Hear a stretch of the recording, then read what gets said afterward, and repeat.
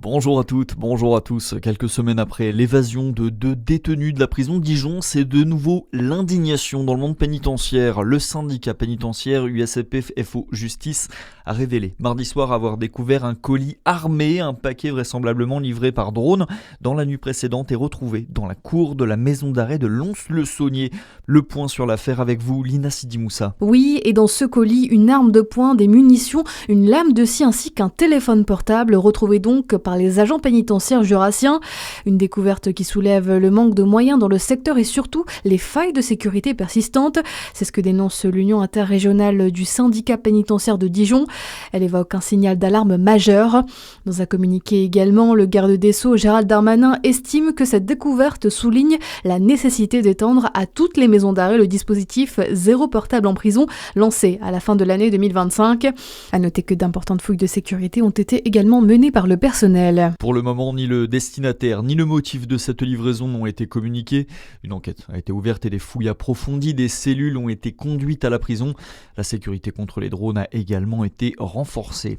Dans la course à la mairie de Dijon, c'est désormais officiel. Nathalie Kenders a annoncé être candidate à sa réélection.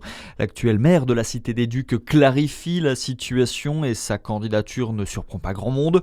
J'ai envie de continuer à transformer la ville, a commenté l'élu socialiste hier. Elle sera à la tête d'une liste composée de figures de gauche, du centre et d'écologistes. Dans le reste de l'actualité, l'Iran et le Groenland au cœur d'un conseil de défense. Une réunion est organisée ce matin à partir de 8h à l'Elysée.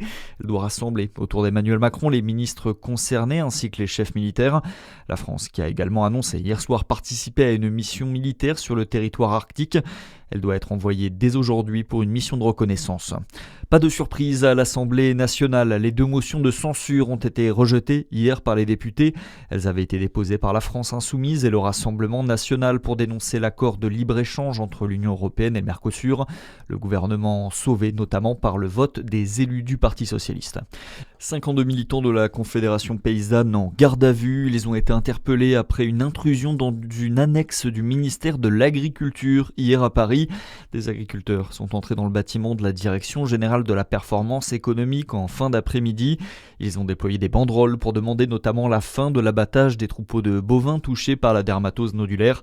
Un représentant du ministère de l'Agriculture a déposé plainte.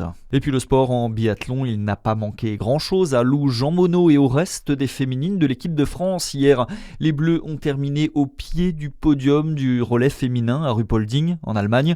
À suivre aujourd'hui le relais masculin. Quentin Fillon-Maillet est aligné aux côtés de Fabien Claude, d'Emilien Jacquelin et d'Éric Perrault. Voilà, c'est tout pour l'essentiel de l'actualité. À suivre, votre météo sur Fréquence Plus.